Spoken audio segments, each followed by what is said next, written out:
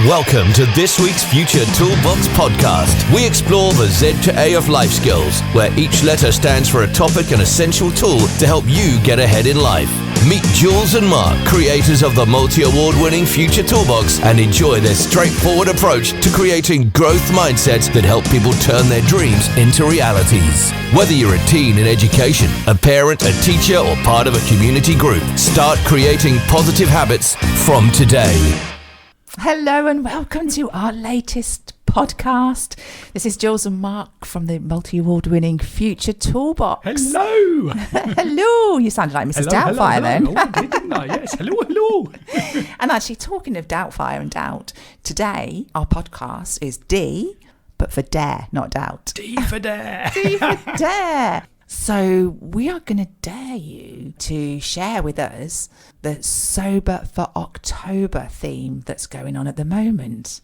So Sober for October, that sounds like you're giving up alcohol, but It doesn't always have to be alcohol, does it?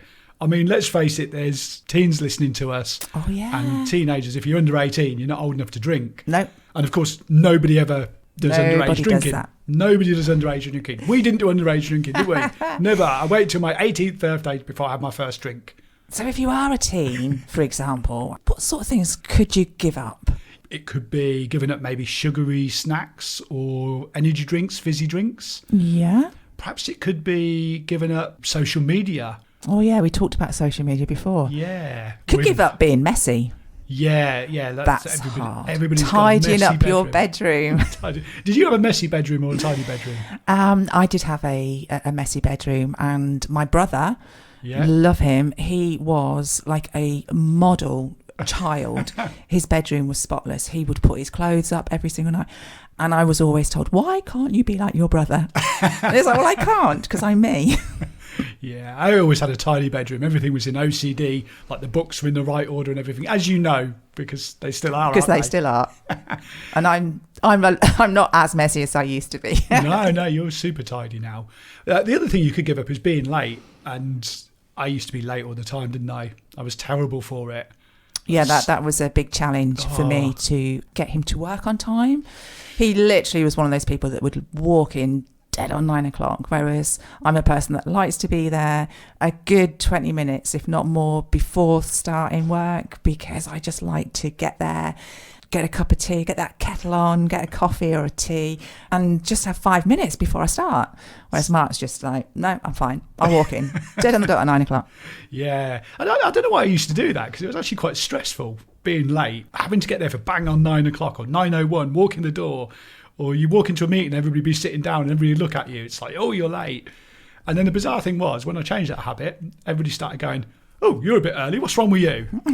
Because then, it's out of your usual behaviour. So I thought you'd be pleased. You're having a go at me. But anyway, there's plenty of things that you could give up if you're a teen or an adult. An adult can give up sugar and fizzy drinks as well. Yeah, because not everybody drinks. Not everybody thinks to themselves, all right, I don't need to go sober for October because I don't drink anyway.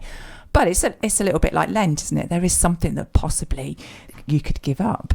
So what have we given up for this month? Do you want to share what you've done? Yeah, I was trying to think of what to give up because I'm not really a fizzy drinks person. No, so I couldn't give that up at all. Neither of us are really, are we? No, not at all. What I thought I'm going to give up is a really, really annoying habit that I have. And it annoys me sometimes. I know it definitely annoys you.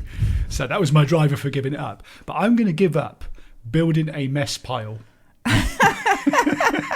So you know when we walk in on the dining room table, I just throw all my paperwork on there. Yes, I do know that. Yeah, and then I have the work pile and I have the personal pile. Then I have the gym kit pile, the running kit pile. The hoodie pile. The hoodie pile, yeah. They go on the back of the chairs, don't they? The receipt pile. The receipt pile. Oh, God, receipts. Yeah. I could go on, but I won't. Are you getting this image now of the mess that he can very easily create? Everybody's got this vision now that we have a great big mountain on the table. It's not that bad. It's not that bad. But it also does sometimes spill to the chairs. It does. And it sometimes spills to the stairs. Don't get me started on the stairs. Yeah, when we get up to about 4 stairs, I decide I have to take it up the stairs and put it away in the cupboard. And then there's a washing pile as well. So we've done the washing, and then that goes upstairs, maybe on the ottoman at the end of the bed, and that sits there for a few days as well. So I decided to give up building a mess pile and to start thinking, okay, that receipt pile, they can go in the drawer until we go to reconcile them on our accounts. Or the clothes pile, that can actually go in the cupboard where the clothes belong. So how's it going? I'll be honest with you. If you were to come into our dining room, you will actually see a much clearer table than possibly a few weeks ago. Do you know what? We can actually eat our dinner at the dining room table now, can't we? Yeah. Isn't it bizarre? You have a dining room table which turns into an office when you run your own business. But this could actually apply to students in schools. Maybe they have the study table, which is also the dining room table as well, don't they? Yeah. I've seen that before with friends who are studying. But yeah, the dining room table's clear. How are the stairs going? Rate me out of 10 on the stairs. Oh, it's getting better. It is getting better. Yeah. I think I've nagged you once. Was it only once? And the clothes pile in the bedroom? Yeah, actually. Yes, I've been quite impressed. Impressed. Yeah. Well done. That's very good. October's not over yet, though. Still not quite there. But we also do have, you're closing more cupboard doors as well. Oh, yes, yeah. Oh, okay. Giving away our little secrets here, aren't we? I know. Yeah, I am terrible for forgetting to either close a drawer properly or a drawer or cupboard door on top. But I am getting better. I am consciously making an effort to shut them. But I'll tell you something else. We were looking at doing this, and one of the things, bizarrely enough, I used to play Candy Crush loads. Remember when that game first came out? And it was absolutely loved it. And I've not done it. I've not done it for months and months and months. And at some point, I picked it up again and ridiculously got back into the addiction of playing this every day. And it's a simple thing and it's really good. And sometimes it can be quite relaxing. But it's a little bit like that TikTok that before you know it, you've done half an hour, whatever. So I just thought, no, I need to cull this. This needs to go. So that's my challenge. That and eating too much chocolate. Those are the two things that I am doing quite well without so far. And your TikTok addiction as well. How's that going? Well, I'm still doing it. That wasn't on the deal. That wasn't the deal to lose the TikTok. It was definitely the Candy Crush. And doing well. I'm doing well. I'm not missing it now. I did to start with. 2 lots of candy chocolate and Candy Crush. And yes, I'm going to give you the feedback. You were doing fantastic. I haven't heard that little tune from Candy Crush for a while. So that's really, really good. And great news, you're doing so well at the chocolate. It means I'm getting to eat more of it. Yeah, that's the thing. He eats all the chocolate. I'm not sure if that's a good idea, really. So there you have it. We've been very, very honest there. And we are doing very, very well. I don't want people to think that we lived in a completely messy house and ate loads and loads of chocolate and wasted loads of time. But it is sometimes about creating those little habits that make big differences, isn't it? So to be able to give something up that you really, really like doing, but actually is quite detrimental to either your mental health or your well-being, or even begin something new, now that takes a lot of mental willpower, doesn't it? You've talked about your running and your book and everything that's coming out. So what willpower do you need for running? Yeah, we're into October now and the weather's been quite good. It's been very, very kind to us. But it's just starting to get that little bit colder. And then as you go into the colder and the dark winter nights, it becomes a little bit harder to get out the door. Yeah. Especially when it's raining as well and running in the wind. That's my least favourite. So a cold, wet, windy night, picture that. You've got to step outside the front door. You don't really want to do it. And that is the hardest step sometimes. Once you start running, it's fine. So my biggest willpower is thinking, I need to run because I'm on a training plan or I want to keep fit or whatever. Also, our running club recently moved to a new HQ, which is within walking distance. And I've loved all through the late spring and through the summer and the early autumn walking to the running club on a Wednesday night. But now it's going to start getting colder and darker and those nights are drawing in. It might be a little bit harder. So I'm going to have to display a bit of willpower if I want to carry on walking there, aren't I? I think you are. So, as well, October is Breast Cancer Awareness Month, and we've been putting quite a few bits and pieces out about that. But I just want to have a little shout out for a friend of mine who showed amazing resilience and amazing willpower. She always wanted to run the London Marathon, which obviously is in October. And she's tried many a time to get in. Eventually, she got a place, but due to lockdowns, due to injury, she's not actually been able to do it until this month. she did it, and she achieved her lifelong ambition, which was to raise money for our charity, Breast Friends Northamptonshire, which we are very, very grateful to her. But again, it's that willpower of getting up, and she used to get up really early and train first thing in the morning. That takes some willpower. It does indeed. I've been there many times myself, and it is really tough, isn't it? So willpower is brilliant to help you give up something for a particular period of time. But what happens if maybe you actually are addicted to something? So, for example, if you mentioned the term sugar addiction to some people, they're just going to laugh and think you sound a little crazy. Sugar? Addicted to sugar? Really? It's true, though. I mean, when we eat sugar, it stimulates the pleasure centre of the brain. It also causes the body to release a natural feel-good chemical called dopamine.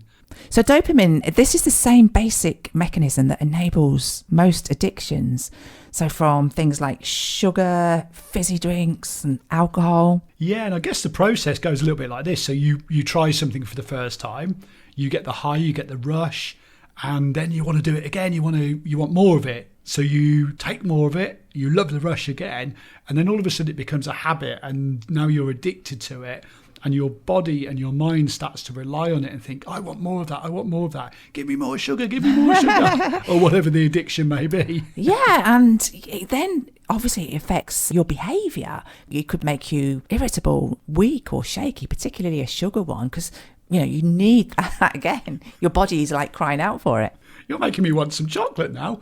No chocolate. No chocolate. No, I'm joking aside there. It is quite difficult, isn't it, to break that cycle as well. So yeah, that's just reminded me of a story about a good friend of mine called Owen. He's also a fellow author and runner. And he wrote a book called Losing My Addiction. And I'm sure Owen won't mind me plugging his book here in this podcast. But it's really interesting story because it talks about Owen's relationship with alcohol. And I've just pulled up the synopsis of the book here, and it says, near-death experiences on trunk roads don't stop this committed alcoholic from drinking even more. It's even the simplest of gestures that become the final piece of jigsaw that put the author's life back together again.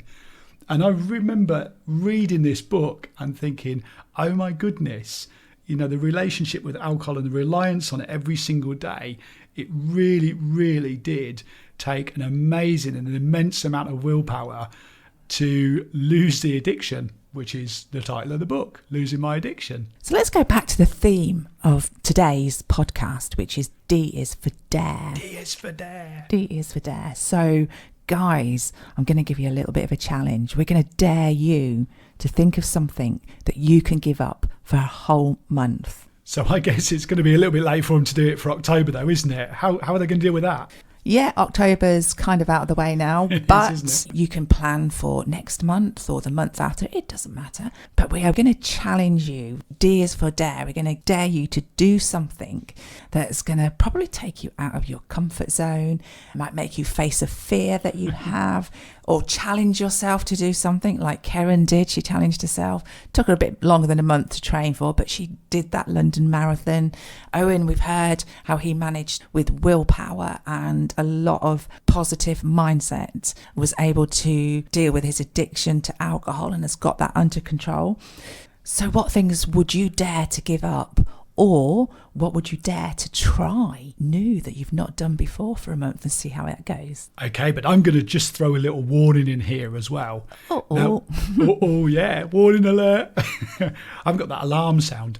But let's imagine that somebody's gone sober for October and they've ticked that last day off, the 31st of October. Yeah. Woohoo, I done it. And then on the 1st of November, they go out and celebrate and have a drink. And play Candy Crush. And start throwing stuff on the back of the stairs again. Yeah, that is a real risk, isn't it? So how do we manage that? Yeah, so it's about continuing the habit really, isn't it? I mean, I had a friend who was constantly on weight loss diets, and they would try a new weight loss diet. They would get down to their target weight. They'd have a massive, massive big celebration. Yeah. And then think, right, I've done it now. I can go back to doing what I was doing before. And it is really, really difficult. You have to continue the habit and keep moving forward with that habit. So perhaps it could be that this person's gone sober for October, for instance, and they think, okay, I'm only going to have alcohol at the weekends. Yeah. Or I'm only going to have one sugary snack or treat per so many days or whatever? Or are you going to be allowing yourself to play Candy Crush ever again? Do you know, I would like to think not. I suppose, actually, here's a challenge for me on the 1st of November to delete the apps from my phone. How's that? Oh, and I've said this on radio now, or podcast, whatever you're listening to. Oh, wow. It's out there. It's out there. I'm going to have to do this. So that's my challenge, daring myself to do that, because then I will not go back and do it. I know I could very, very easily reinstall the apps, but the distraction will be taken away from me. So I guess it is keeping that mindset, isn't it, of being able to recognise where you've achieved, you've had the willpower and you've got to where you are, and whether you want to carry that on, you've created those habits. So I've just told you all that on the 1st of November, I'm going to delete those annoying apps off my phone, if not before actually, so that I'm not quite so tempted to go back into it. But Mark, what are you going to do to continue with your new habits that you've done this month? Yeah, okay. The clothes on the stairs and all of those things, they are going well. And I'm going to carry on doing that. I'm going to carry on putting those receipts in the little bureau where we keep all of our work stuff. I'm going to carry on putting my clothes away and put them in the cupboard. So that's going to happen. The gym kit is not going to go on the table anymore. Woohoo! Because it doesn't need to, does smells. It? These are really, really simple. It doesn't stay on there for that long, does it? But yeah, I'm going to carry those on. So you're deleting Candy Crush. I'm not going to create that mess anymore. We have a plan that's going to go forward. We do have a plan that's going to go forward. And what we'll do is we will, in future podcasts, we'll update you as to how we're doing with it and whether I did actually delete those apps. Yes. So thank you so much for listening again to our podcast. Where can you find us? Well, you can go to our website, which is futuretoolbox.co.uk, and it is loaded with tools on there. You can also find us on social media, of course. We are on Instagram, TikTok, Facebook, and don't forget to subscribe to our YouTube channel. And we look forward to talking to you all very, very soon. Thank you for joining us for the Z2A of Life Skills with Jules and Mark of the Future Toolbox. Don't forget to head over to their website, which is futuretoolbox.co.uk, where you can find lots of free resources, plus a host of books in the store, as well as subscribing to the membership site. Follow Future Toolbox Instagram, TikTok and Facebook at Future Toolbox, and subscribe to their YouTube channel too.